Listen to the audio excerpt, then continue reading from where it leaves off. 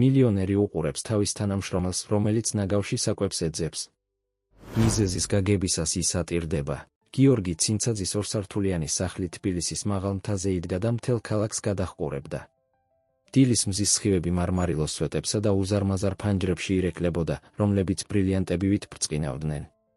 გიორგი 45 წლის წარმატებული ბიზნესმენი, ტექნოლოგიური კომპანია ინოვაციის დამფუძნებელი და გენერალური დირექტორი, ქართული მეწარმეობის წარმატების ცოცხალი მაგალითი იყო.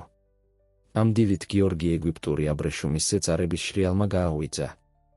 ზარმაცად გაიზმორა და მის გარშემო არსებული ფუფუნებით ტკბობა დაიწყო. მისი დილის რუტინა კარგად გაწერილი რიტუალი იყო. აბაზანა მისი საკუთარი ჯაკუზიდან, საიდანაც ქალაქის პანორამული ხედები იშლებოდა, შემდეგ კი გურმანული საუზმე, რომელსაც მისი პირადი შეფ-მზარეული ამზადებდა. იმპორტირებული ყავის სიამოვნებით მოსვის დროს, გიორგი თავის უახლეს ტექნოლოგიურ ტაბლეტზე ახალ ამბებს ათვალიერებდა. სათაურები მის უახლეს მიღწევაზე საუბრობდნენ, ინოვაცია გამოვიდა ხელოვნური ინტელექტის სისტემით, რომელიც სამედიცინო მომსახურებას რევოლუციურად შეცვლიდა. კომპანიის აქციები გაიზარდა, რაც გიორგის უკვე საკმაოდ შთამბეჭდა ქონებას კიდევ რამდენიმე მილიონი ლარით ზრდიდა. ბატონო გიორგი, თქვენი მანქანა მზადაა, გამოაცხადა ზურაბმა, მისმა დიასახლისმა და მისი ფიქრები შეაწყვეტინა. გიორგიმ თავი დაუქნია, აბრეშუმის ჰალსტუხი სარკის წინ გაისწორა და სახლიდან გავიდა. დილის მზის ქვეშ მისი მერსედესი ბრწყინავდა. მძღოლმა კარი გაუღო და გიორგიმ თავი ვერ შეიკავა კმაყოფილების გრძნობისგან. მის ცხოვრებაში ყველაფერი სრულყოფილი იყო, ზუსტად ისე როგორც დაგეგმა. გზა ინოვაციის სათაო ოფისისკენ გლუვი და უხმაურო იყო.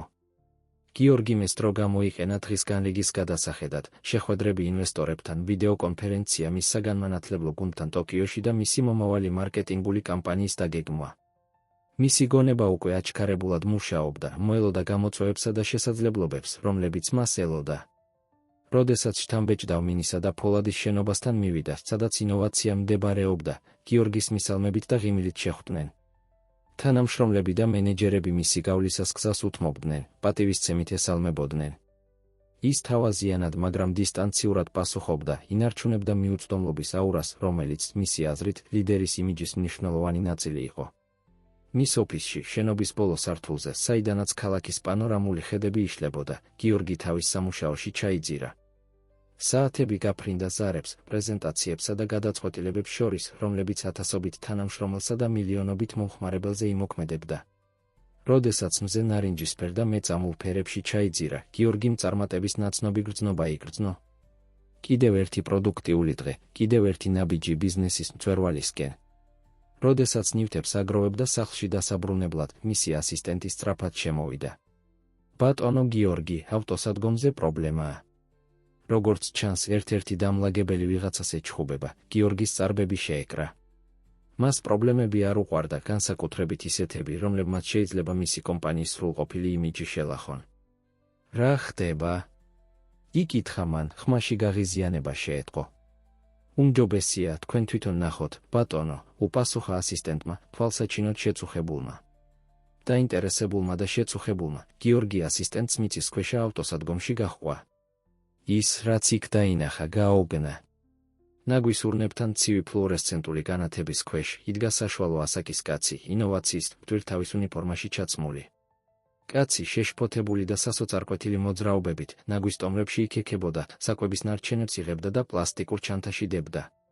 გიორგიმ ისე იგრძნო, თითქოს მუცელში მუშტი ჩაარტყეს. სცენა იმდენად არარეალური იყო, იმდენად არ შეესაბამებოდა იმ მოწესრიგებულ და დალაგებულ სამყაროს, რომელიც მან ააშენა, რომ მან ერთი წამით არ იცოდა, როგორ ემოქმედა. ვინ არის ეს კაცი? ბოლოს შეძლო კითხვა, მისი ხმა ჩურჩულამდე ჩამოვიდა. ლუკა მაისურაძეა, ბატონო. ტექნიკური მომსახურების განყოფილებაში თითქმის 10 წელია მუშაობს, უპასუხა ასისტენტმა, სცენისკენ პირდაპირ ყურებას თავს არიდებდა. გიორგი ლუკას უყურებდა და პირველად შეამჩნია დეტალები, ღრმა ქვეშ თვალები, დაკოჟრილი ხელები, მხრები, რომლებიც უხილავი სიმძიმის ქვეშ იხრებოდა. როგორ შეიძლებოდა, რომ ვინმე, ვინც მასთან მის წარმატებულ და აყვავებულ კომპანიაში მუშაობდა, ნაგავში საჭმლის ძებნამდე მისულიყო? ამ მომენტში ლუკამ თავი ასწია და მისი თვალები გიორგის თვალებს შეხვდა. ერთი წამით დრო თითქოს გაჩერდა. ლუკას მზერაში გიორგიმ სირცხვილის, სასოწარკვეთილების და რაღაც სხვა რამის ნაზავი დაინახა. წყენა. შეგუება. ისევე სწრაფად როგორც მოხდა მომენტი გავიდა. ლუკა როდესაც მიხვდა რომ დაინახეს, სწრაფად აკრიფა თავისი ჩანთა და თითქმის გაიქცა ავტოსადგომის ჩრდილებში გაუჩინარდა. გიორგი იქ დარჩა, უძრავად გრძნობდა, თითქოს მიწამის ფეხქვეშ ირყეოდა. ლუკას ხატი, რომელიც ნაგავში ეძებდა, ცეცხლით ამოიტვიფრა მის გონებაში, ეჭვქვეშ აყენებდა ყველაფერს, რაც მას თავისი კომპანიის, თავისი წარმატების, თავისი სამყაროს შესახებ ეგონა. ბატონო გიორგი, გნებავთ დავრეკო უსაფრთხოების სამსახურში? იკითხა ასისტენტმა, სიჩუმე დაარღვია. გიორგიმ თავი გააქნია, სიტყვების პოვნა ვერ შეძლო. მეტი თქმის გარეშე შემობრუნდა და თავისი მანქანისკენ გაემართა, მისი გონება კითხვების ქარიშხალში ჩაიძირა, რომლებზეც პასუხები არ ჰქონდა. როდესაც მერსედესი ქალაქის ღამის ქუჩებში სრიალებდა, გიორგი ფანჯრიდან იყურებოდა, მაგრამ ვეღარ ხედავდა განათებულ ცათამბჯენებსა და ძვირადღირებულ ვიტრინებს. ამის ნაცვლად ის ხედავდა ლუკას სახეს, ისევ და ისევ როგორც დაჟინებულ შეხსენებას იმ რეალობის შესახებ, რომელიც მან ძალიან დიდი ხნის განმავლობაში არჩია, რომ არ დაენახა. წლების განმავლობაში პირველად გიორგი ცინცაძეს, ტექნოლოგიის მაგნატს, კაცს, რომელსაც ყველაფერი ჰქონდა, საკუთარ კანში უხერხულად იგრძნო თავი. და როდესაც მისი სახლი ჰორიზონტზე გამოჩნდა, მის გონებაში ერთი კითხვა გაისმა, კიდევ რა გამორჩა, ლუკა მაისურაძე მკვეთრი ხველის ხმამ გააღვიძა, საკმაოდ ადრე, სანამ მავიძარა დარეკავდა. ის ნელა წამოჯდა საწოლზე, დაღლილ თვალებს ისრესდა და ყურადღებით უსმენდა. ყველა მეზობელი ოთახიდან მოდიოდა, სადაც მისი დედა, მზია ეძინა. ან უფრო სწორად, ცდილობდა დაძინებას. ლუკამ საათს შეხედა, დილის 4:30. ამოიოხრა, წამოდგა და დედის პატარა ოთახისკენ გაემართა. მან იპოვა იგი საწოლზე მჯდომარე, მისი სუსტი სხეული ხველის კიდევ ერთი შეტევით შეარყია. დედა, როგორ გრძნობ თავს? ჰკითხა ლუკამ, მის გვერდით დაჯდა და მის ზურგს ნაზად უსვამდა ხელს. მზიამ ყველას შორის გაღიმებას სცადა. კარგად ვარ, შვილო. ნუ იდარდებ ჩემზე. წადი, დაიძინე, მუშაობა გაქვს, მაგრამ ლუკა მიცოდა, რომ ის კარგად არ იყო. დედამისის ფილტვების დაავადება ბოლო თვეების განმავლობაში გაუარესდა და წამლები სულ უფრო და უფრო ძვირი ხდებოდა. მან მიმოიხედა პატარა ოთახში, შეამჩნია ბზარები კედლებზე, გაფუჭებული საღებავი, ძველი ვენტილატორი, რომელიც ძლივს მუშაობდა. ეს არ იყო ადგილი, სადაც მისი დედა უნდა ატარებდეს თავის ბოლო წლებს. მას შემდეგ რაც დარწმუნდა, რომ მზიამ მიიღო წამლები და ისევ დაიძინა, ლუკა თავის ოთახში დაბრუნდა. მაგრამ ძილი უკვე გაქრა. ის საწოლის კიდეზე დაჯდა, მისი გონება საზრუნავის ქარიშხალში ჩაიძირა. მსუბუქი ნაბიჯების ხმამ ფიქრებიდან გამოიყვანა. მისი უფროსი შვილი, ნინო, 10 წლის, კარში გამოჩნდა, ძილიან თვალებს იფშნებდა. მამა, ბებო ისევ ცუდადაა? ჰკითხა შეშფოთებული ხმით. ლუკამ ძალით გაიღიმა. ნუ დარდობ, ჩემო სიყვარულო. ბებოს უბრალოდ დასვენება სჭირდება. დაბრუნდი საწოლში, ჯერ კიდევ ძალიან ადრეა, ნინომ თავი დაუქნია, მაგრამ თავისი ოთახში დაბრუნების ნაცვლად მიუახლოვდა და მამას გადაეხვია. ლუკამ იგი მჭიდროდ მიიხუტა, კელში კომბალი იგრძნო. როგორ აუხსნიდა თავის შვილს, რომ საქმეები გაუმჯობესდებოდა, როცა თვითონაც არ იყო დარწმუნებული ამაში. როდესაც ნინო საბოლოოდ თავის საწოლში დაბრუნდა, ლუკა წამოდგა და კიდევ ერთი გრძელი სამუშაო დღისთვის მომზადება დაიწყო. სამზარეულოში მარტივი საუზმის მომზადებისას მისი მზერა თითქმის ცარიელ მაცივარს დაადგა. სტომაქი აერია, როცა გაახსენდა, რა მოუწია წინა საღამოს ინოვაციის ავტოსადგომზე. სირცხვილისა და დანაშაულის გრძნობა ისევ დაეუფლა, მაგრამ მტკიცედ მოიშორა ისინი. ის გააკეთებდა ყველაფერს, რაც საჭირო იყო თავისი ოჯახის გამოსაკვებად. ზუსტად დილის 6 საათზე ლუკა თავისი პატარა ბინიდან გავიდა ქალაქის მოკრძალებულ უბანში. კონტრასტი იმ სამყაროსთან, რომლისკენაც მიემართებოდა, შესამჩნევი იყო. სანამ ავტობუსის გაჩერებისკენ მიდიოდა, ხედავდა, როგორ იწყებდნენ მისი მეზობლები თავიანთ დღეს, მშენებლები თავიანთ იარაღებს ტვირთავდნენ, დედები თავიანთ შვილებს სკოლაში მიჰყავდათ საკუთარ სამსახურში წასვლამდე, მოხუცები თავიანთი სახლების წინ ტროტუარებს გვიდნენ. ავტობუსით მგზავრობა გრძელი და ჩახუთული იყო, მაგრამ ლუკამ თითქმის ვერ შეამჩნია. მისი გონება დაკავებული იყო ანგარიშებით, ცდილობდა თავისი ხელფასის გაწელოს ყველა საჭიროების დასაფარად, ქირას, საკვები, დედის წამლები, ბავშვების სასკოლო ნივთები. როგორც არ უნდა ეცადა, ციფრები არასდროს მუშაობდა. როდესაც ინოვაციის შთამბეჭდავ კარებთან მივიდა, ლუკამ კუჩში ნაცნობი კვანძი იგრძნო. იგი სერვისის კარიდან შევიდა, თავისი მტვირთავი კოლეგები ჟესტით მიესალმა. ყველა ერთნაირ ნაცრისფერ უნიფორმას ატარებდა, კომპანიის ბრწყინვალე დერეფნებში თითქმის უხილავი ხდებოდა. დღის განმავლობაში ლუკა კომპანიის სართულებზე აჩრდილივით მოძრაობდა, ასუფთავებდა, არემონტებდა, უზრუნველყოფდა, რომ ყველაფერი სრულყოფილად მუშაობდეს ბრწყინვალე ინჟინრებისა და მენეჯერებისთვის, რომლებიც მის არსებობასაც კი ვერ ამჩნევდნენ. ყოველთვის, როდესაც კაფეტერიის მახლობლად გაივლიდა, ახალი საკვების სურნელი კუჭის გურგურს იწვევდა, ახსენებდა სახლში არსებულ ნაკლებობას. შესვენების დროს ლუკა სატექნიკო ზონის მოშორებულ კუთხეში დაჯდა, ამოიღო პატარა ლანჩი, რომელიც მოამზადა, მარტივი სენდვიჩი და ოდნავ დაზიანებული ვაშლი. ჭამის დროს ვერ დაიკავა თავი წინა საღამოს სცენის გახსენებისგან. სირცხვილი კვლავ დაეუფლა, როცა გაიხსენა გაოცებული მზერა ბატონი ცინცაძის სახეზე. კარგად ხარ, ლუკა? ჰკითხა ანამ, ერთ-ერთმა მისმა კოლეგამ მის გვერდით დაჯდა. ლუკამ ძალით გაიღიმა. ჰო, უბრალოდ ცოტა დაღლილი ვარ. დედა ჩემი კარგად არ არის, ანამ თანაგრძნობით თავი დაუქნია.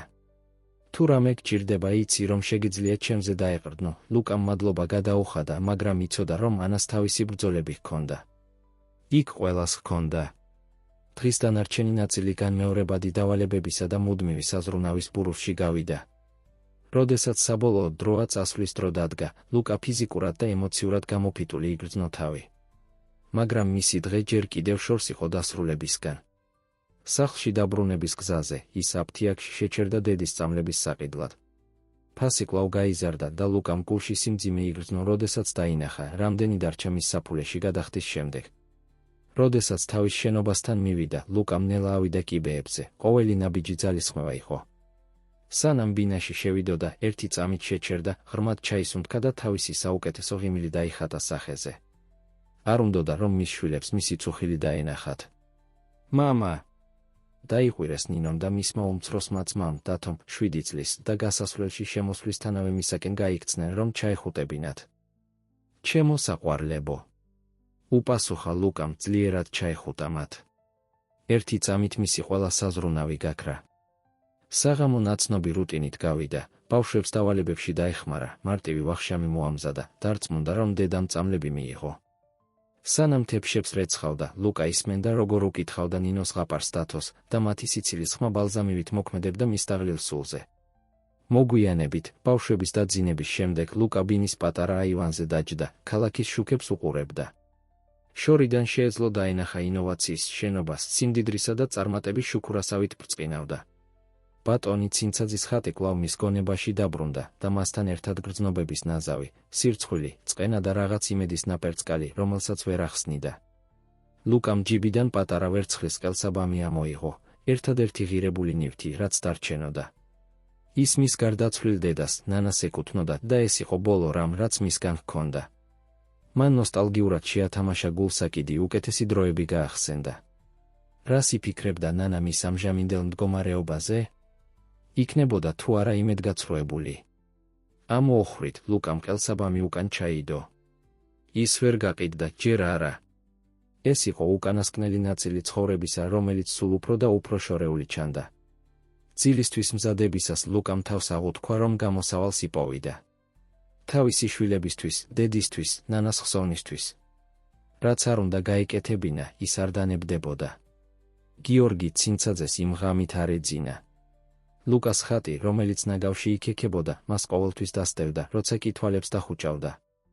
ის განთიადამდე ადრე ადგა, მოუსვენარი და შეშფოთებული.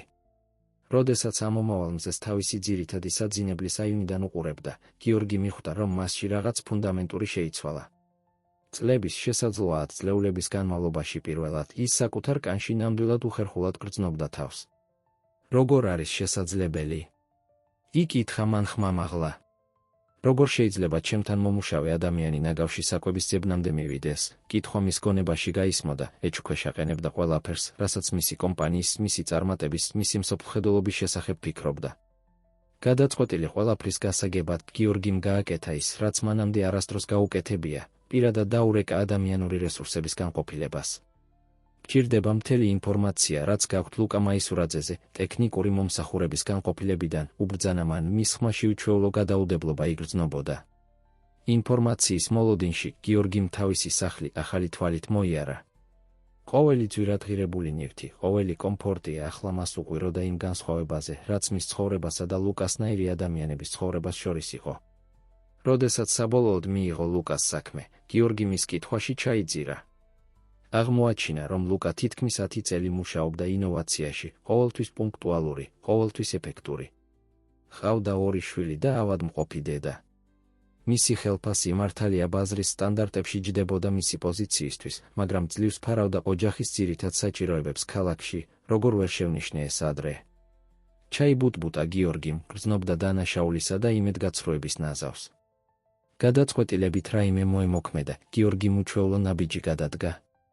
იგი მარტივად ჩაიცვა რაღაც, რასაც ჩვეულებრივ არასდროს ჩაიცვამდა და იმ რაიონისკენ გაემართა, სადაც ლუკა ცხოვრობდა. კონტრასტი მის საკუთარ უბანთან თვალშისაცემი იყო. დაზიანებული შენობები, ვიწრო ქუჩები, ბავშვები, რომლებიც გაბზარულ ტროტუარებზე თამაშობდნენ. გიორგი თავს გრძნობდა როგორც უცხო საკუთარ ქალაქში. მან იპოვა ლუკას შენობა და მცირე ხოხმანის შემდეგ შევიდა. ავიდა კიბეებზე, შეამჩნია ნესტის სუნი, ატკეჩილი კედლები, პატარა სივრცეებში ჩატენილი ცხოვრებების ხმები. ლუკას კართან მისვლისას, გიორგიმ კვლავ იხოხმანა. რას აკეთებდა სინამდვილეში?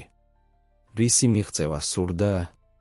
სანამ გადაწყვეტილებას მიიღებდა, კარი გაიღო. ბატონო ცინცაძე.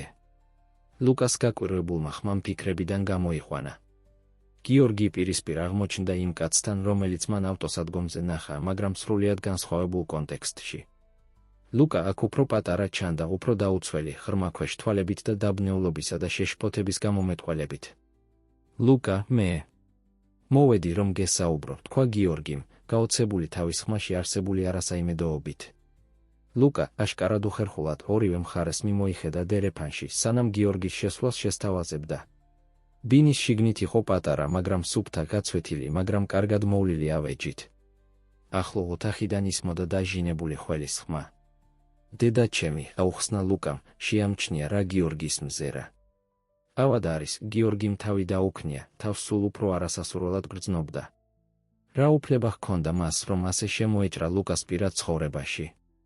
ლუკა იმის შესახებ, რაც წუხელ-ნახელ დაიწყო გიორგიმ, მაგრამ შეჩერდა, როდესაც დაინახა სირცხვილისა და შიშის გამომეტყველება ლუკას სახეზე. ბატონო ცინცაძე, გთხოვთ, ნუ გამათავისუფლებთ, იხოცებოდა ლუკა, მისი ხმა ძლივს ჩურჩული იყო. ეს სამსახური მჭირდება. ჩემი ოჯახი ჩემზეა დამოკიდებული, ვედრებამ გიორგის მუცელში დაარტყა, როგორც მუშტი. როგორ მივიდნენ აქამდე? როგორ შეიძლება, რომ შრომელი ადამიანი ასე ძალიან შეშინებულიყო თავისი საარსებო წყაროს გამო? აქ შენს გასათავისუფლებლად არ ვარ, ლუკა, თქვა გიორგიმ, ცდილობდა სიმშვიდის შენარჩუნებას. აქ ვარ, იმიტომ რომ მინდა გავიგო. მინდა ვიცოდე, როგორ შემიძლია დაგეხმარო. ლუკას სახეზე გაკვირვება აშკარა იყო. ერთი წამით ორივე კაცი უყურებდა ერთმანეთს, არ იცოდნენ რა ეთქვათ. სიჩუმე კარის გაღების ხმამ დაარღვია. მამა! დამავიწყდა ჩემი მათემატიკის წიგნი, ბავშვის მხიარული ხმა მკვეთრად შეწყდა, როდესაც მან დაინახა უცხომის სასტუმრო ოთახში. ნინო, ჩემო ძვირფასო, ეს ბატონი ცინცაძეა. ჩემი? უფროსი, აუხსნა ლუკამ, მის ხმაში უხერხულობა აშკარა იყო. ნინომ გიორგის ცნობის მოყვარეობისა და სიფრთხილის ნაზავით შეხედა. თქვენ ხართ იმ კომპანიის მფლობელი, სადაც მამა ჩემი მუშაობს? პირდაპირ ჰკითხა. გიორგიმ თავი დაუქნია, გოგონას სიმართლემ გააოცა. დიახ, ასეა. მაშინ შეგიძლიათ ხელფასის მომატება მისცეთ მამა ჩემს? განაგრძო ნინომ, უგულებელყო ლუკას გაფრთხილების მზერა. ის ძალიან მუშაობს, იცით? და ფული გვჭირდება ბებოს სწამლებისთვის. ნინო! ჩაერია ლუკა, შერცხვენილი. წადი სკოლაში, მოგვიანებით ვისაუბრებთ. გოგონა უხალისოდ წავიდა, არ დაუტოვებია რა გიორგისთვის ბოლო მკითხავი მზერა. სიჩუმე, რომელიც მოჰყვა, მძიმე იყო, სავსე გამოუთქმელი ემოციებითა და უხერხული რეალობებით. გიორგიმ მიმოიხედა, პირველად შეამჩნია დეტალები, ოჯახური ფოტოები კედლებზე, გაცვეთილი სათამაშოები კუთხეში, მაგი და სასკოლო წიგნებითა და გადაუხდელი ანგარიშებით. ლუკა დაიწყო გიორგიმ, მისი ხმა უფრო რბილი იყო, ვიდრე ოდესმე ყოფილა ბიზნეს საუბარში, მინდა იცოდე, რომ რაც წუხელ ნახე. მაგრძნობინა, რომ ბრმავ ყოფილვარ ბევრი რამის მიმართ. მინდა დაგეხმარო არა მხოლოდ შენ, არამედ ყველა თანამშრომელს ინოვაციაში, ვინც შეიძლება მსგავს სიტუაციაში იმყოფება. ლუკამ იმედისა და სკეპტიციზმის ნაზავით შეხედა. ბატონო ცინცაძე, ვაფასებ თქვენს ზრუნვას, მაგრამ რატომ ახლა? რატომ მე? კითხვამ გიორგის ძლიერად დაარტყა. რატომ ახლა? რატომ დასჭირდა ასეთი ექსტრემალური რამის დანახვა, რომ თავისი თანამშრომლების რეალობა შეემჩნია? იმიტომ, რომ ბუშტში ვცხოვრობდი, ლუკა, აღიარა გიორგიმ, გაოცებული თავისი გულწრფელობით. და დროა ეს შეიცვალოს, ამ მომენტში მეტალის ბზინვამ გიორგის ყურადღება მიიპყრო. ლუკას ყელსაბამი ეკეთა მარტივი ვერცხლის გულსაკიდი, რომელიც მის ყელზე ეკიდა. რატომღაც ეს ყელსაბამი უცნაურად ნაცნობი მოეჩვენა, მაგრამ ვერ გაიხსენა, საიდან. ეს ყელსაბამი დაიწყო გიორგიმ, მაგრამ შეწყვიტა, როდესაც მეზობელი ოთახიდან ხველის კიდევ ერთი ხმა გაისმა. უნდა მივხედო დედაჩემს, თქვა ლუკამ, ცხადად შეწუხებულმა ამ უხერხული ვიზიტის დასრულებით. გიორგიმ თავი დაუქნია, გააგო. რა თქმა უნდა. ლუკა, გპირდები, რომ ეს ასე არ დარჩება. ინოვაციაში იქნება ცვლილებები, ნამდვილი ცვლილებები, რომლებიც ყველა თანამშრომელს სარგებელს მოუტანს. როდესაც ბინიდან გადიოდა, გიორგი განიცდიდა ემოციების ნაზავს, დანაშაულს, გადაწყვეტილებას და უცნაურ შეგრძნებას, რომ ამ სიტუაციაში იყო რაღაც მეტი, რაღაც, რისი იდენტიფიცირებაც ჯერ არ შეეძლო. თავის ძვირადღირებულ მანქანაში უკან ჯდომისას, გიორგიმ ბოლო ხედი შეავლო ლუკას შენობას. ამ სამყაროსა და მის სამყაროს შორის განსხვავება გამაოგნებელი იყო. მაგრამ ახლა, როცა რეალობა დაინახა, ვეღარ უგულებელყოფდა მას. ოფისში წავიდეთ, უბრძანა თავის მძღოლს. ბევრი საქმე გვაქვს გასაკეთებელი, როდესაც მანქანა გაუყვა გზას, გიორგი ვერ იშორებდა ლუკას ყელსაბამის ხატს გონებიდან. რატომ იყო ასეთი ნაცნობი? და რა სხვა საიდუმლოებები და მოულოდნელი კავშირები აღმოაჩენდა ამ თვითაღმოჩენის მოგზაურობაში. გიორგიმ მომდევნო დღეები აქტიურობის ქარიშხალში გაატარა. შეხვედრები ადამიანური რესურსების განყოფილებასთან, კონსულტაციები კორპორატიული სოციალური პასუხისმგებლობის ექსპერტებთან, ინოვაციის სახელფასო და სარგებლის პოლიტიკის სრული გადახედვა. ყოველი ახალი ინფორმაცია, რასაც იღებდა, მხოლოდ აღრმავებდა მის დანაშაულის გრძნობას და გადაწყვეტილებას, რეალური ცვლილებები განეხორციელებინა. თუმცა ამ მოქმედებების ქარიშხალის შუაგულში, გიორგი ვერ იშორებდა ლუკას ყელსაბამის ხატს გონებიდან. ნაცნობობის ის გრძნობა ისევ დასტევდა, როგორც მოგონება, რომელიც ენის წვერზე იყო, მაგრამ უარს ამბობდა სრულად გამოჩენაზე. ერთ საღამოს, როდესაც ძველ ფოტოალბომებს ათვალიერებდა, ეძებდა შთაგონებას კომპანიაში დასანერგი ახალი კეთილდღეობის პროგრამებისთვის, გიორგი წააწყდა სურათს, რომელმაც სუნთქვა შეაკრთობინა. ეს იყო მისი მოზარდობის ფოტო, ის თავის პირველ სიყვარულთან, ნანასთან ერთად. და იქ, ნანას ყელზე ჩამოკიდებული იყო ყელსაბამი, იდენტური იმისა, რაც ლუკას ეკეთა. არ შეიძლება, ჩაიბუტბუტა გიორგიმ, ფოტოს უფრო ახლოდან დასათვალიერებლად მიიტანა. მოგონებები წყალდიდობასავით მოაწყდა. ნანა იყო მისი შეყვარებული საშუალო სკოლის ბოლო წელს, მისი პირველი ნამდვილი სიყვარული. ის მოკრძალებული, მაგრამ სიყვარულით სავსე ოჯახიდან იყო და სწორედ ის იყო პირველი, ვინც გიორგის თვალები მისგან განსხვავებულ რეალობებზე გაუხსნა. ყელსაბამი იყო გიორგის საჩუქარი, ნაყიდი მისი დანაზოგით, მარადიული სიყვარულის დაპირება. მაგრამ ცხოვრებამ ისინი გააშორა. გიორგი საზღვარგარეთ წავიდა სასწავლებლად, დაპირდა, რომ კონტაქტს შეინარჩუნებდა. თუმცა თავის ახალ ცხოვრებაში ჩაძირულმა, წარმატების ამბიციით, თანდათანობით კომუნიკაცია დაიკარგა. როდესაც წლების შემდეგ დაბრუნდა, ნანა გამქრალი იყო. არავინ იცოდა, რა დაემართა მას. როგორ მოხვდა ეს ყელსაბამი ლუკასთან? ჰკითხა გიორგიმ საკუთარ თავს, მისი გონება სრული სისწრაფით მუშაობდა. შეიძლებოდა რაიმე კავშირი ყოფილიყო ნანასა და ლუკას შორის. თუ ეს იყო ბედის სასტიკი დამთხვევა. გადაწყვეტილი ამ საიდუმლოს ძირამდე მისულიყო, გიორგიმ გააკეთა რაღაც, რაც წლების განმავლობაში არ გაუკეთებია, მოძებნა თავისი ძველი სკოლის მეგობრის, ნიკოს ნომერი, რომელიც ნანას საუკეთესო მეგობარი იყო. გიორგი, ეს შენ ხარ? ნიკოს გაკვირვებული ხმა გაისმა ტელეფონში. რამდენი ხანია, მოკლე თავაზიანობის გაცვლის შემდეგ, გიორგი პირდაპირ საქმეზე გადავიდა. ნიკო, მინდა რაღაც გკითხო ნანას შესახებ. რამე ხომ არ გაგიგია მის შესახებ მას შემდეგ, რაც წავედი, ტელეფონის მეორე მხარეს გრძელი სიჩუმე ჩამოვარდა. როდესაც ნიკო ისევ ალაპარაკდა, მისი ხმა ემოციებით იყო დატვირთული. გიორგი, არის რაღაც, რაც უნდა იცოდე. რაღაც, რაც დავპირდი, რომ არ ვითხოვდი, მაგრამ ფიქრობ, დროა იცოდე, გიორგის გული ძლიერად აუწგერდა. რა არის, ნიკო?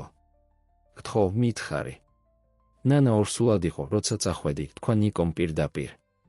არ უნდოდა გეთქვა, რადგან იცოდა, რამდენად მნიშვნელოვანი იყო შენთვის საზღვარგარეთ სწავლა. ფიქრობდა, რომ გეტყოდა, როცა დაბრუნდებოდი, მაგრამ გიორგი მიგრძნო, თითქოს მიწა გაიხსნა მის ფეხქვეშ, ორსულად. მაგრამ რა მოხდა? სად არის ის ახლა? წუხვარ გიორგი. ნანა გარდაიცვალა მშობიარობისას, ნიკოს ხმა გატყდა? ეს ძალიან მძიმე იყო ყველასთვის. ბავშვი გადარჩა, ბიჭი. ნანას ოჯახმა გაზარდა, გიორგი ჩაეშვა სავარძელში, მისი გონება ემოციების ქარიშხალში ჩაიძირა. ბიჭი, რა დაემართა მას? ბოლოს რაც გავიგე, მას ლუკა ერქვა. ლუკა მაისურაძე, ნანას გაუთხოვარი გვარით, გიორგის სამყარო გაჩერდა. ლუკა, მისი თანამშრომელი, კაცი, რომელიც მან ნაგავში ძებნისას ნახა, კაცი, რომლის სიღარიბემაც ძვლებამდე შეარყია. შეიძლებოდა, რომ ის მისი შვილი ყოფილიყო? ნიკო, ჭირდება, რომ მითხრა ყველაფერი, რაც იცი, თქვა გიორგიმ, მისი ხმა ძლივ ჩურჩული იყო. როდესაც ნიკო უყვებოდა ყველაფერს, რაც იცოდა ნანასა და მისი შვილის ბედის შესახებ, გიორგის ეგონა, რომ მთელი მისი ცხოვრება თავიდან იწერებოდა.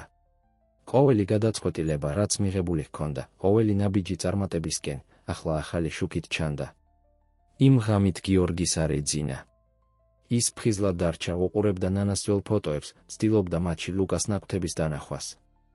როგორ ვერ შეამჩნია ადრე? რამდენჯერ ჩაუვლია თავისი საკუთარი შვილისთვის, ისე რომ არ იცოდა. მეორე დილით, ღრმა ქვეშ თვალებითა და მძიმე გულით, გიორგიმ გადაწყვეტილება მიიღო. მას სჭირდებოდა ლუკასთან საუბარი, მისთვის სიმართლის გამჟღავნება, ცდა რომ გამოესწორებინა წლების უნებლია არ ყოფნა. მაგრამ როგორ ეტყოდა ვინმეს, რომ წლების განმავლობაში შორეული უფროსი იყო, რომ სინამდვილეში მისი მამა იყო? როგორ გამოსწორდებოდა მთელი ცხოვრების განმავლობაში მიტოვება და უბულებელყოფა? გიორგიმ მომდევნო დღეები მუდმივი აღელვების მდგომარეობაში გაატარა. ერთი მხრივ რადიკალურ ცვლილებებს ახორციელებდა ინოვაციაში, ხელფასების ზრდა, უკეთესი სარგებელი, თანამშრომელთა კეთილდღეობის პროგრამები. მეორე მხრივ ებრძოდა ახლად აღმოჩენილ სიმართლესთან და მის გამხელის საუკეთესო გზასთან. ბოლოს, შინაგანი დებატების კვირის შემდეგ, გიორგიმ გადაწყვიტა, რომ მას კვლავ სჭირდებოდა ლუკასთან საუბარი. ამჯერად, თუმცა საუბარს გაცილებით უფრო დიდი წონა ექნებოდა, ლუკა გაკვირვებული იყო, როდესაც ზარი მიიღო ბატონი ცინცაძის ოფისიდან, სადაც კიდევ ერთ შეხვედრას სთხოვდნენ.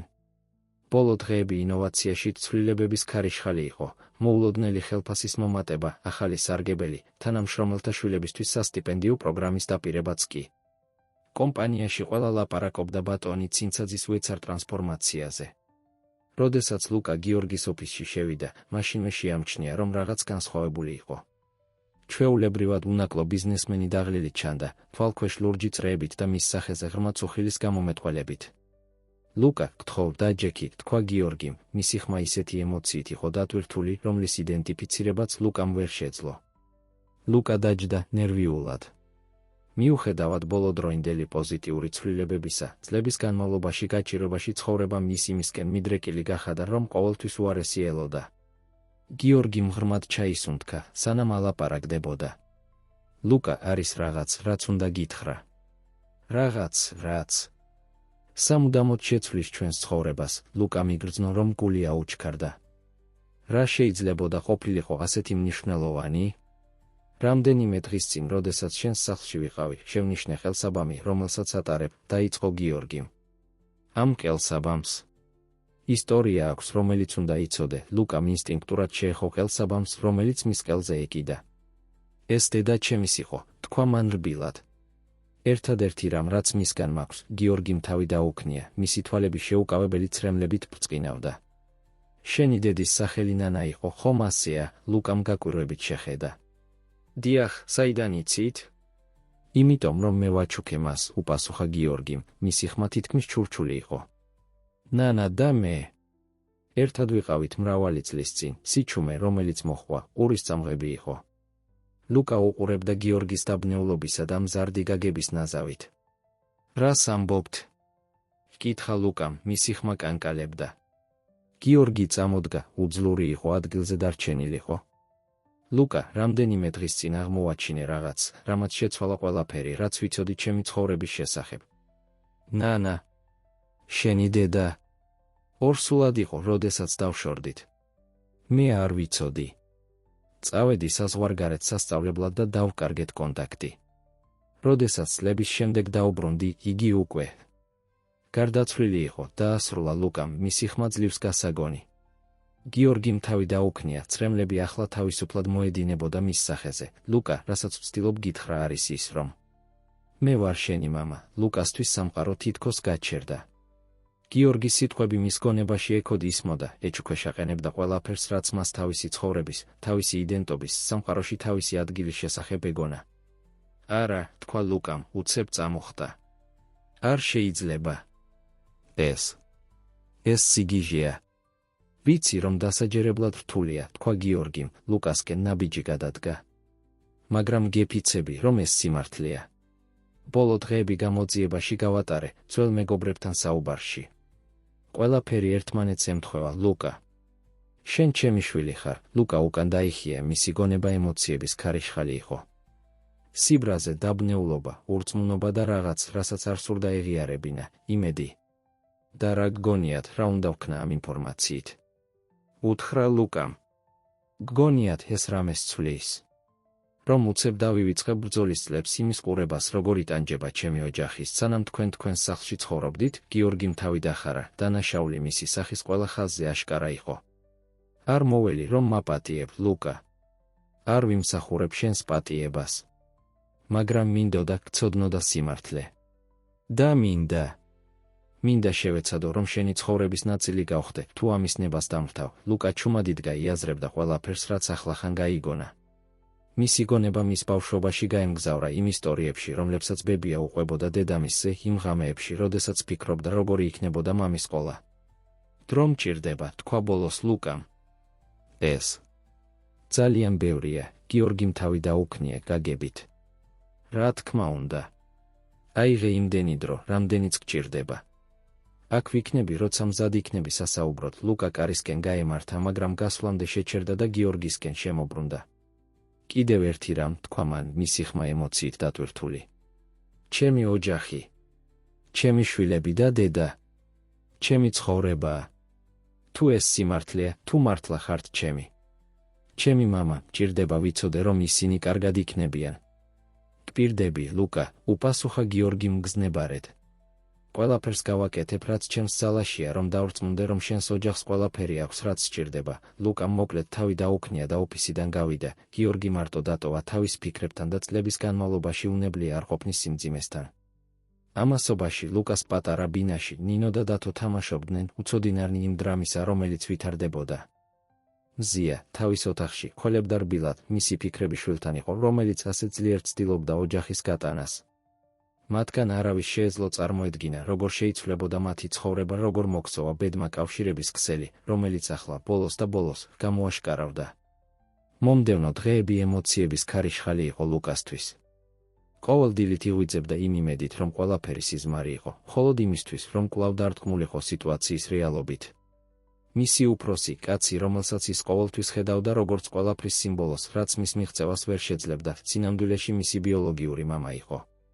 სამსახურში ლუკა გრძნობდა თავისი კოლეგების ცნობის მოყვარე მზერას. ინოვაციაში ცვლილებების სწრაფი და დრამატული იყო და ყველა ფიქრობდა, რა როლს თამაშობდა ლუკა ამ ყველაფერში. ჭორები გავრცელდა როგორც ხანძარი, მაგრამ არავინ ბედავდა პირდაპირ კითხვას. თავის მხრივ, გიორგი სამუშაოში ჩაიძირა განახლებული ენერგიით. მან განახორციელა კეთილდღეობის პროგრამები, გადახედა კომპანიის ყველა პოლიტიკას და დაიწყო კიდეც ფონდი დაბალშემოსავლიანი ოჯახების დასახმარებლად. მაგრამ ყოველი გადაწყვეტილება, ყოველი ქმედება შეფერილი იყო მისი უახლესი აღმოჩენის სიმძიმით. ერთ საღამოს, როდესაც ლუკა ასუფთავებდა ერთ-ერთ აღმასრულებელ სართულს, ის პირისპირ შეხვდა გიორგის. მომენტი უხერხული იყო, სავსე უთქმელი სიტყვებითა და დაკავებული ემოციებით. ლუკა, დაიწყო გიორგიმ, მისი ხმარბილი. როგორ ხარ? ლუკა თვალსაჩინოდ დაიძაბა. ნე. მუშაობ, ბატონო, გიორგიმ შეკრთა ფორმალობაზე. ლუკა, გთხოვ. არ გჭირდება დამიძახო, ბატონო. მე ვარ. ნუ, იცი. პატივისცემით, უპასუხა ლუკამ, მისი ხმა კონტროლირებული, მე ჯერ კიდევ ვამუშავებ ამ ყველაფერს. არ შემიძლია უბრალოდ დავივიწყო წლები.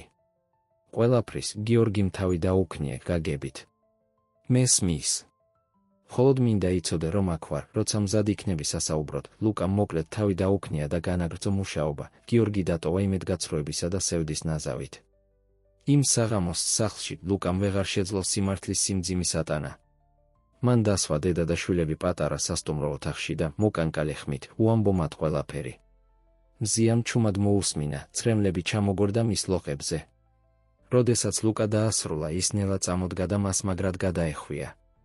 ჩემო ბიჭო, ჩასჩურჩულა მან, შენი დედა ასე ამაკი იქნებოდა შენით. ასე ძლიერი იყავი ასე დიდი ხნის განმავლობაში. ნინომ იმ სიბრძნით, რაც მხოლოდ ბავშვს შეიძლება ჰქონდეს, იკითხა. მამა, ეს ნიშნავს, რომ ახლა მდიდრები ვიქნებით? ლუკამ ვერ შეიკავა სიცილი, მიუხედავად მისი თვალების ცრემლებისა. ეს არ არის ასე მარტივი, ძვირფასო. ფული არ არის ყველაფერი. მაგრამ შეიძლება დაგვეხმაროს ბებოს სწამლებისთვის და ამატა დათომ, ყველა გააოცა თავისი შორსმშრეტელობით. ლუკამ შეხედა თავის ოჯახს, იგრძნო სიყვარულის, სიამაყისა და შიშის ნაზავი. როგორ შეცვლიდა ეს მათ ცხოვრებას? მზად იყვნენ იმისთვის, რაც მოდიოდა? ამასობაში თავის სახლში გიორგი კიდევ ერთ უძილო ღამეს ატარებდა. ის უყურებდა ნანას ძველ ფოტოებს, ცდილობდა წარმოედგინა, როგორი იქნებოდა მისი ცხოვრება, რომ სცოდნოდა სიმართლე ამდენი წლის წინ. სინანული ანადგურებდა მას, მაგრამ ასევე გრძნობდა იმედის ნაპერწკალს. იქნებ, მხოლოდ იქნებ, ჯერ კიდევ არ იყო ძალიან გვიან იმისთვის, რომ ყოფილიყო მამა, რომელსაც ლუკა იმსახურებდა. მეორე დილით გიორგიმ გადაწყვეტილება მიიღო. მას არ შეეძლო წარსულის შეცვლა, მაგრამ შეეძლო ეცადა უკეთესი მომავლის შექმნა.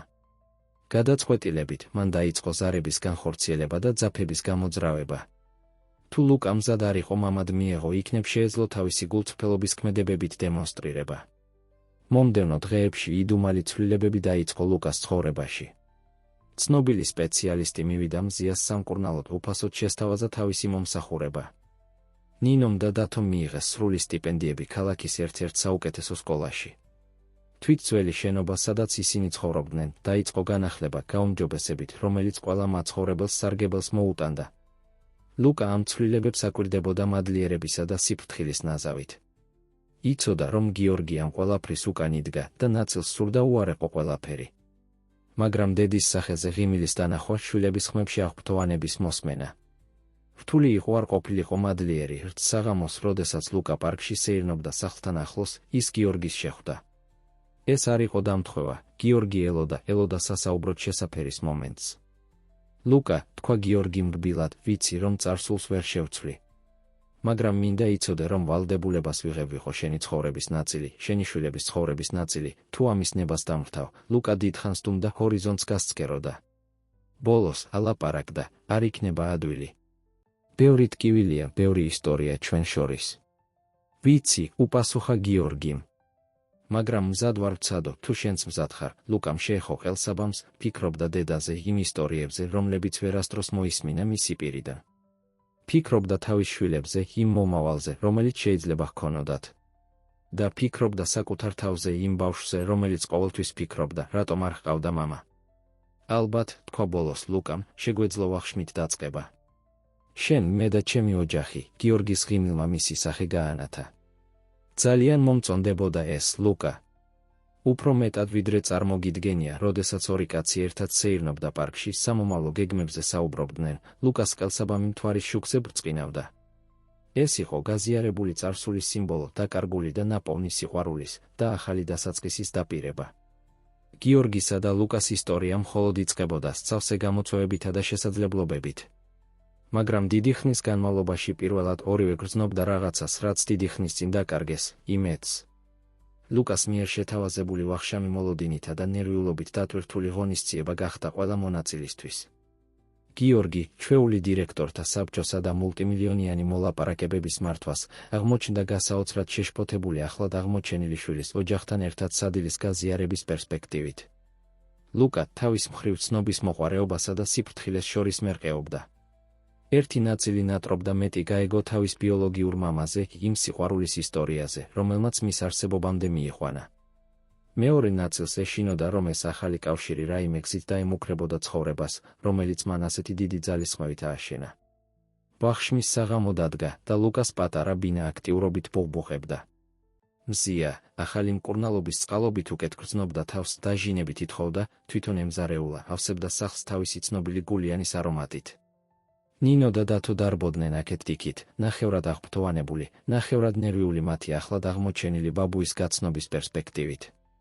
როდესაც ზარმა დარეკა მოლოდინის სიჩუმე ჩამოცვა სახლზე. ლუკამ კარი გააღო და დაინახა გიორგი, რომელიც კაზუალურად, მაგრამ ელეგანტურად იყო ჩაცმული, ხელში ყვავილების თაიგული და საჩუქრების ჩანთა ეჭირა.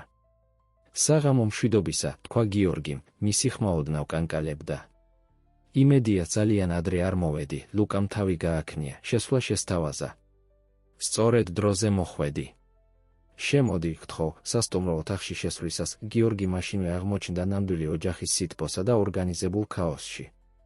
მზია სამზარეულოდან გამოვიდა, ხელებს წინსაფარზე იმშრალებდა.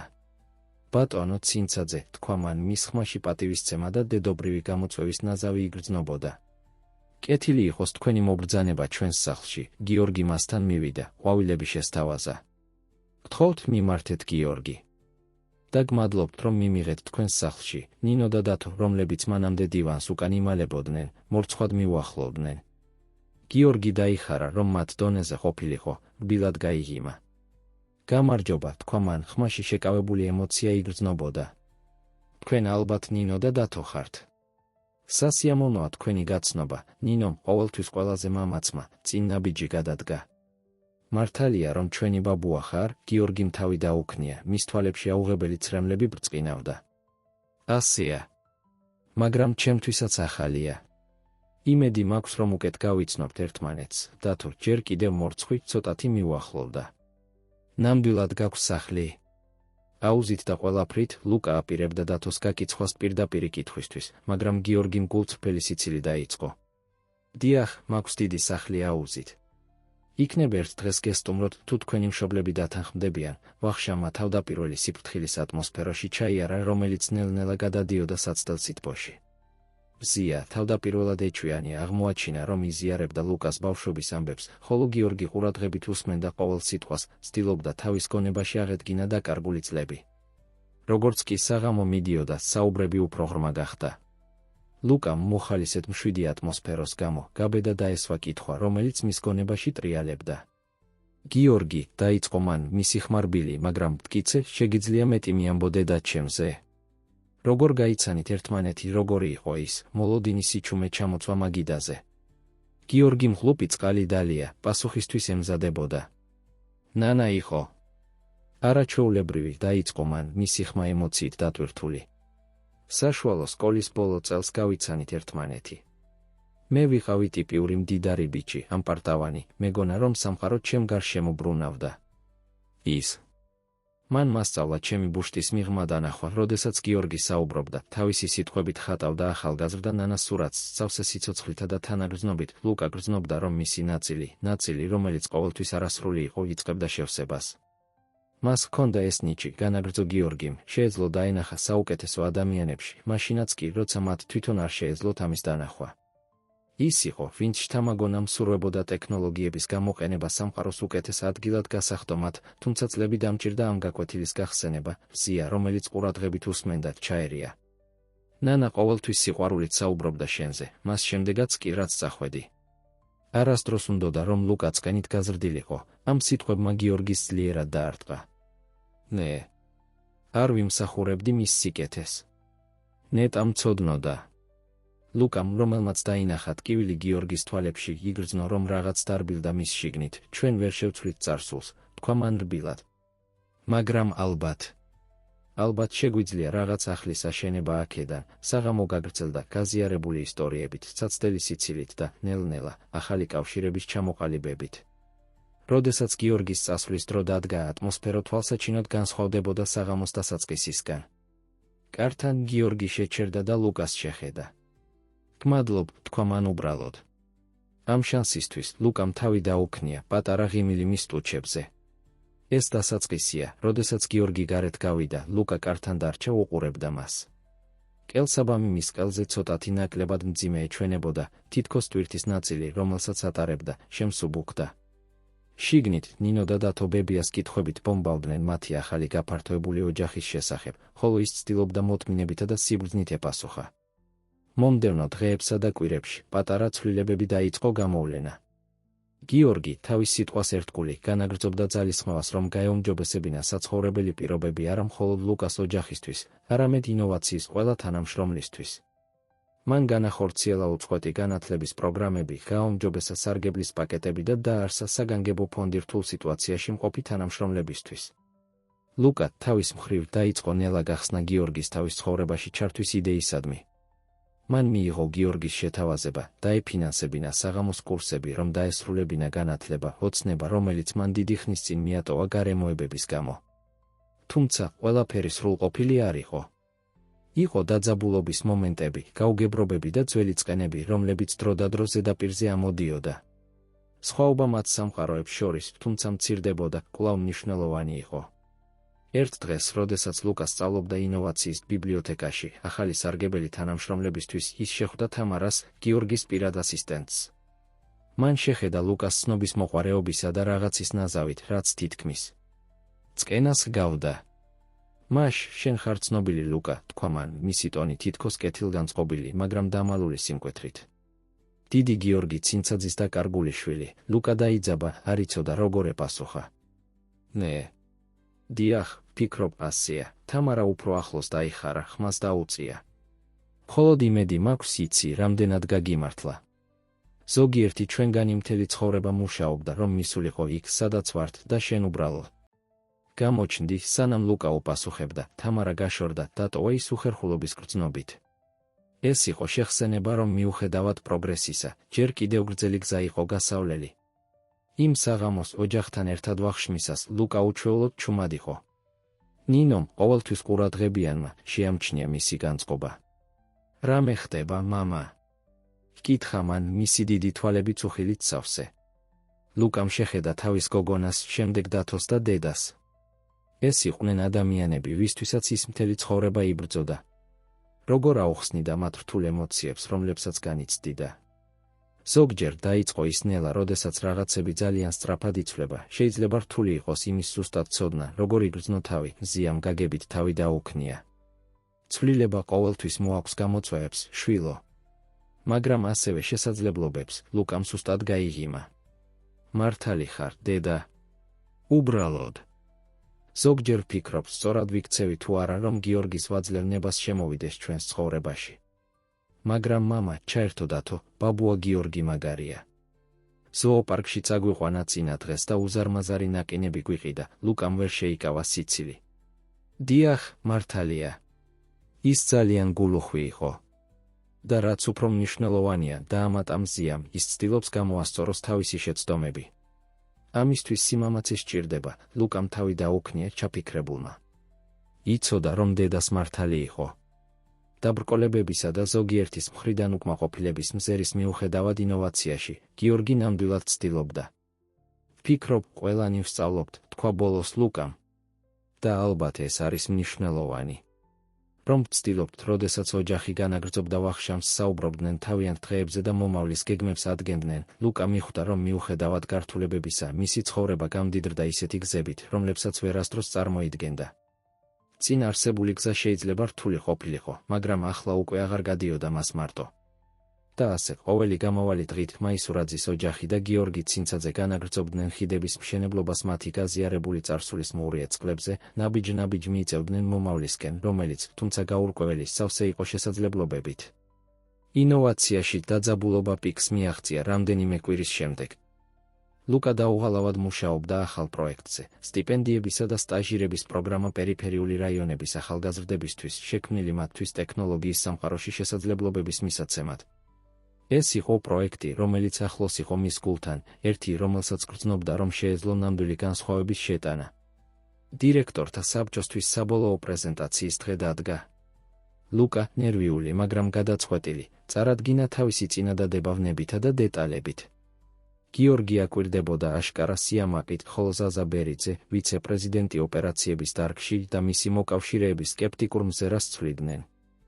ეს ამბიციური პროექტია, ბატონო მაისურაძე, თქვა ერთ-ერთმა დირექტორმა, როდესაც ლუკა დაასრულა. მაგრამ გაქვთ განხილული ხარჯები. და როგორ შეგვიძლია დარწმუნებული ვიყოთ, რომ ეს ახალგაზრდები შეესაბამებიან ინოვაციის სტანდარტებს, ლუკა მზად იყო ამ კითხვისთვის. საწყისი ხარჯები შეიძლება მაღალი ჩანდეს, მაგრამ გრძელვადიან პერსპექტივაში ეს პროგრამა მოგვაწვდის მრავალფეროვან და ნიჭიერ ახალთანამშრომელთა ჯგუფს.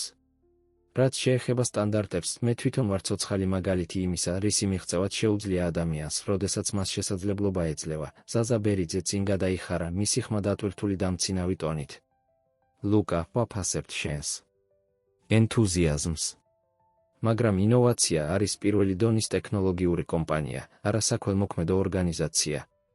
ალბათ უნდა განიხილო ცალკე ფონდის დაწყება ამ პირადი პროექტებისთვის. ლუკა მიგრძნო, როგორ აუდუღდა სისხლი, მაგრამ სანამ უპასუხებდა, გიორგი ჩაერია. ზაზა, თქვა მან, მისი ხმა მშვიდი, მაგრამ მტკიცე, ინოვაციის მიზანი ყოველთვის იყო ინოვაცია და ცხოვრების გაუმჯობესება. ლუკას პროექტი იდეალურად შეესაბამება ამ მისიას. გარდა ამისა, სხვა ტექნოლოგიური კომპანიები უკვე ახორციელებენ მსგავს პროგრამებს დიდი წარმატებით. დისკუსია გაცხელდა, საბჭო გაიყო იმათ შორის, ვინც მხარს უჭერდა ლუკასა და გიორგის ხედვას, და იმათ შორის, ვინც წინააღმდეგობას უწევდა ცვლილებას. ბოლოს, გადაწყდა გადაწყვეტილების გადადება მომავალი შეხვედრისთვის. როდესაც საბჭოს ოთახიდან გამოვიდნენ, ლუკა თავს დამწუხრებულად გრძნობდა. გიორგი დერეფანში წამოეწია. ნუ დანებდები, შვილო, თქვა მან რბილად. შენ დღეს მნიშვნელოვანი მარცვალი დათესე. ზოგჯერ ცვლილებას დრო სჭირდება, ლუკამ თავი დაუქნია მადლიერი მხარდაჭერისთვის. გმადლობ, მამა. მხოლოდ იმედი მაქვს, რომ მეტ პრობლემას არ ვქნი, ვიდრე გადაწყვეტას. პირიქით, უპასუხა გიორგიმ. შენ ეჭქვეშ აყენებ სტატუს კვოს და ეს ყოველთვის უხერხულობას უქმნის ზოგიერთს. მაგრამ ეს აუცილებელია პროგრესისთვის, იმ საღამოს, როდესაც ლუკა თავის ოჯახს უზიარებდა დღის მოვლენებს ზარი დარეკა. ყველას გასაკვირად, ეს გიორგი იყო, იმედი მაქვს ხელს არ გიშლით, თქვა გიორგიმ, ოდნავ უხერხულად. ვიგრძენი, რომ ყველასთან საუბარი მჭირდებოდა, ზიამ შეიპატიჟა შემოსვლა და მალე მთელი ოჯახი პატარა სასტუმრო ოთახში შეიკრიბა. გიორგიმ შეხედა თითოეულს, სანამ ალაპარაკდებოდა. მინდა იცოდეთ, რომ სრულად ვალდებულებას ვიღებ ლუკას პროექტზე, დაიწყო. მაგრამ უფრო მეტად ვალდებულებას ვიღებ ამ ოჯახზე. თვეები გავიდა მას შემდეგ, რაც აღმოვაჩინე სიმართლე ლუკას შესახებ და ყოველდღე ვაცნობიერებ, რამდენად გამიმართლა, რომ ეს მეორე შანსი მივიღე. ნინომ ყოველთვის პირდაპირმა იკითხა, ნიშნავს ეს, რომ უფრო ხშირად მოხვალ სადილად, ბაბუა. გიორგიმ გაიცინა, იგრძნო, რომ დაძაბულობის ნაწილი გაქრა. ძალიან მომეწონებოდა, თუ ნებას დამთავრდ, როგორც კი საღამო მიდიოდა, საუბარი უფრო თავისუფლად წარიმართა. ლუკა აკვირდებოდა, როგორ ურთიერთობდა გიორგი მის შვილებთან, პასუხობდა მათ კითხვებს ტექნოლოგიის შესახებ და უზიარებდა ისტორიებს მისი ახალგაზრდობიდან. პირველად, ნამდვილად იგრძნო, როგორც გაერთიანებული ოჯახი. თუმცა ოჯახური საღამოს სიმშვიდე დაირღვა გადაუდებელი სატელეფონო ზარით. ეს იყო თამარა, გიორგის ასისტენტი. ბატონო ცინცაძე, თქვა მან, მისი ხმა დაძაბული ინფორმაციის გაჟონვა მოხდა. ვიღაცამ პრესას გაუგზავნა დეტალები ლუკას წარსულის შესახებ და ინსინუაციებს აკეთებს, რომ მისი პოზიცია ინოვაციაში მხოლოდ ნეპოტიზმის გამოა. სამყარო თითქოს ერთი წამით გაჩერდა. ლუკა და გიორგი ერთმანეთს შეხედეს, წუხილი აშკარა იყო მათ სახეებზე.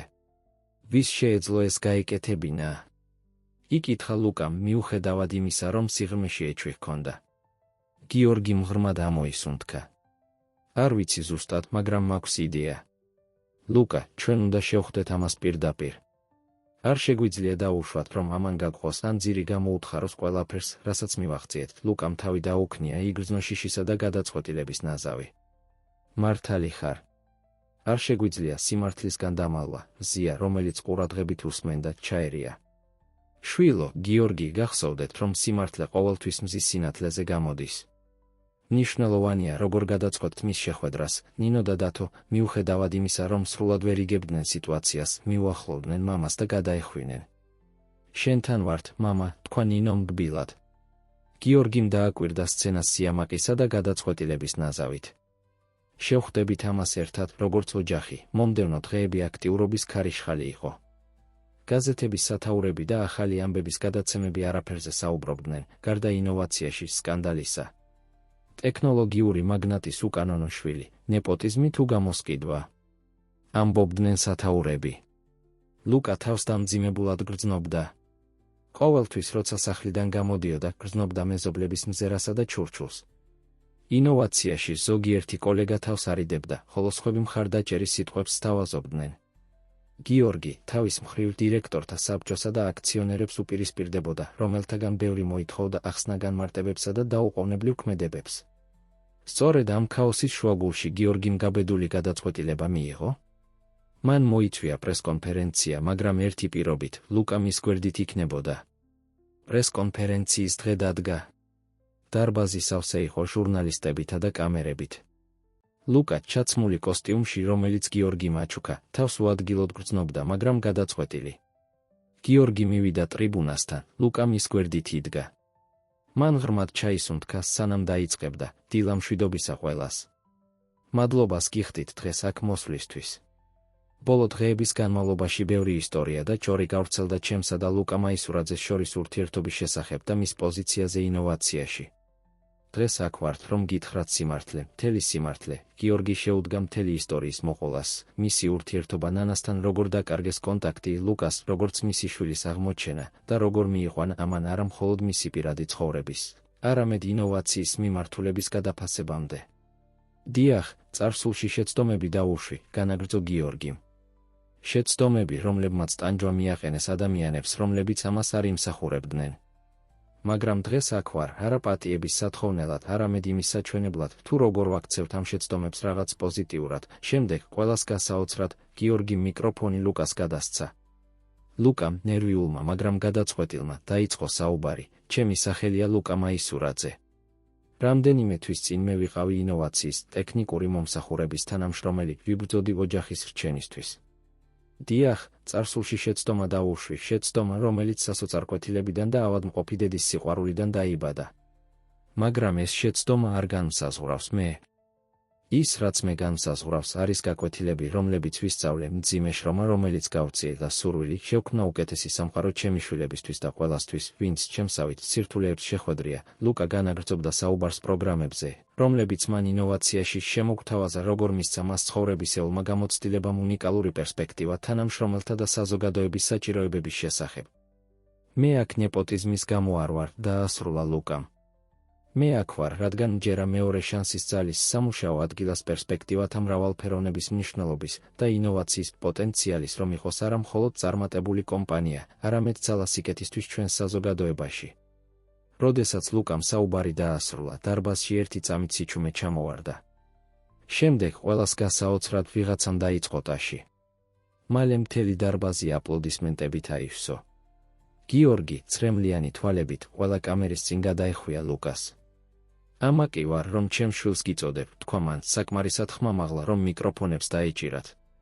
ჟურნალისტების კითხვებიც ვიმასავით წამოვიდა, მაგრამ გიორგიმ და ლუკამ გულწრფელობითა და ღირსებით უპასუხეს მათ. პრესკონფერენციის დასრულებისთვის ნარატივი შეიცვალა. ეს უკვე აღარ იყო სკანდალის ისტორია, არამედ გამოსყიდვის, მეორე შანსისა და კომპანიის, რომელიც ბედავდა განსხვავებულად აზროვნებას. მომდევნო დღეებში საზოგადოების რეაქცია მოულოდნელად პოზიტიური იყო. ინოვაციის აქციები, რომლებიც თავდაპირველად დაეცა სკანდალთან ერთად, ისევ დაიწყო ზრდა. უფრო მნიშვნელოვანი იყო, რომ სხვა კომპანიები დაიწყეს ინოვაციასთან დაკავშირება, დაინტერესებულნი ლუკას მიერ შემოთავაზებული მსგავსი პროგრამების განხორციელებით. თუმცა ჯერ კიდევ არ იყო ყველაფერი გადაწყვეტილი. ზაზა ბერიძე და მისი მოკავშირეები დირექტორთა საბჭოში ჯერ კიდევ ეკალი იყვნენ გიორგისა და ლუკას გვერდში. მათ იცოდნენ, რომ ბრძოლა ინოვაციის სულისთვის ჯერ კიდევ არ დასრულებულიყო. ერთ საღამოს, როდესაც ლუკა ოჯახთან ერთად ვახშმობდა, ზარი მიიღო გიორგისგან.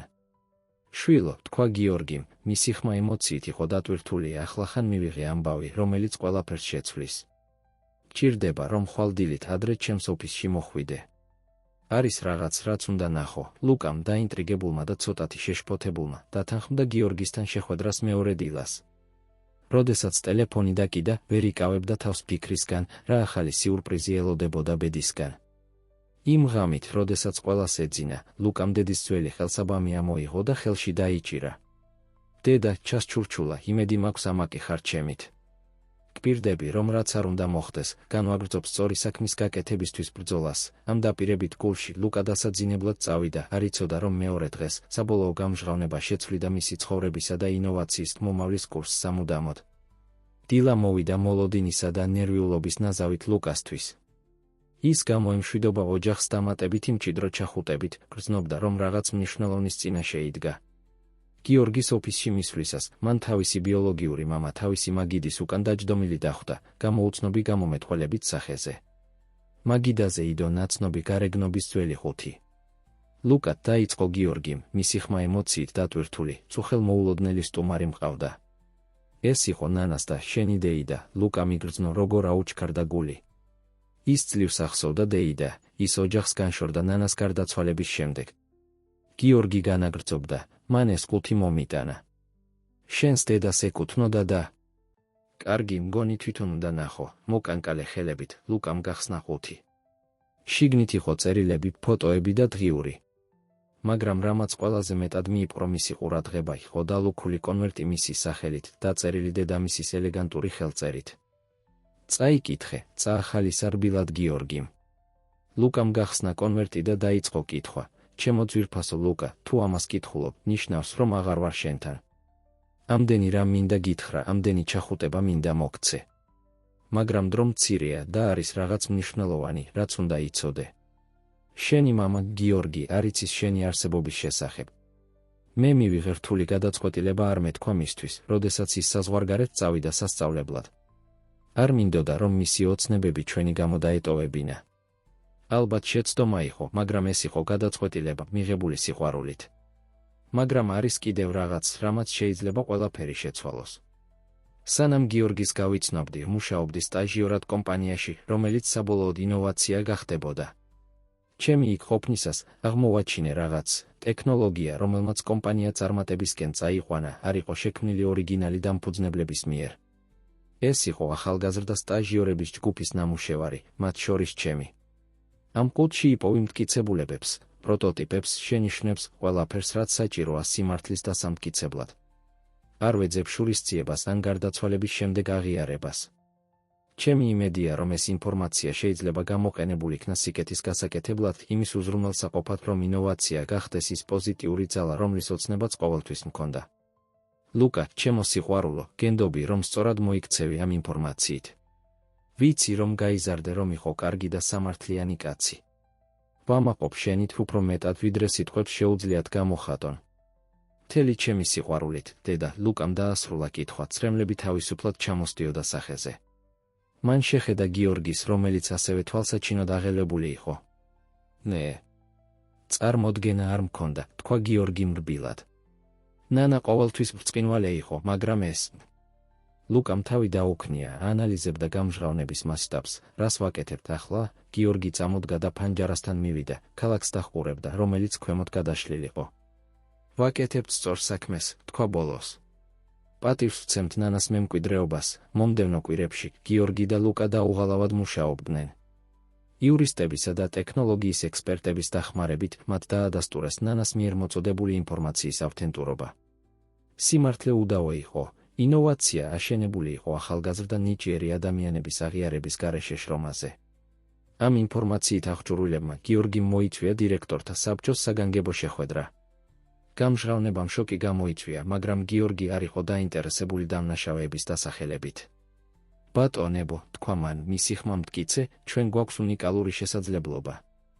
შეგვიძლია გამოვიყენოთ ეს ინფორმაცია, რომ ინოვაცია გარდაუქმნათ რაღაც ნამდვილად რევოლუციურად. ლუკა ჩაერთო, ვთავაზობთ ფონდის შექმნას ჩემი დედის და ყველა იმ ახალგაზრდა ინოვატორის საპატივცემულოდ, რომელთა სახელებიც დავიწყებას მიეცა.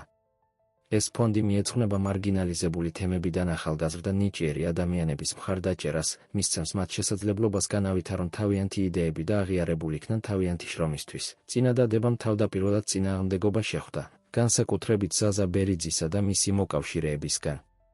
მაგრამ მტკიცებულება უდავო იყო და გიორგისა და ლუკას მიერ წარმოდგენილი ხედვა ძლიერი. საბოლოოდ, საათობით დებატების შემდეგ საბჭომ წინადადების სასარგებლოდ მისცა ხმა. ინოვაცია დაიწყებდა ახალ თავს, გამჭვირვალობის, ინკლუზიურობისა და სოციალური პასუხისმგებლობის თავს. მომდევნო თვეებში ინოვაციის ტრანსფორმაცია მსოფლიო ახალი ამბები გახდა. ნანა მაისურაძის ფონდი გახდა იმედის შუქურა ახალგაზრდა ინოვატორებისთვის მთელ მსოფლიოში.